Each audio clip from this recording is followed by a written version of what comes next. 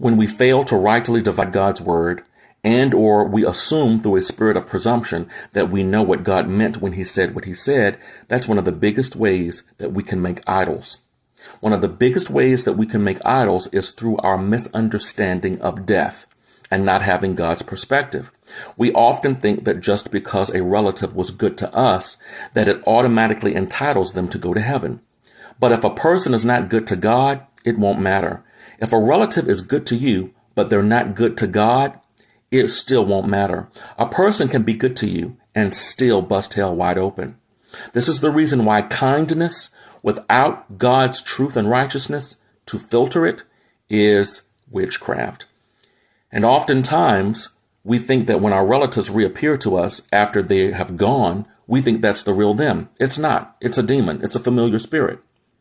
And this is the reason why African ancestral worship in how we see funerals is really no different than the festival of Samhain, where the veil would be lowered between the real and the unreal, and the dead relatives would be invited into the homes of the living for fellowship. That's the definition of Halloween. And it involved blood rites and rituals of children and animals. And so a lot of this stuff concerning our funerals comes from Africa. It's cultic, but it's not necessarily Christ.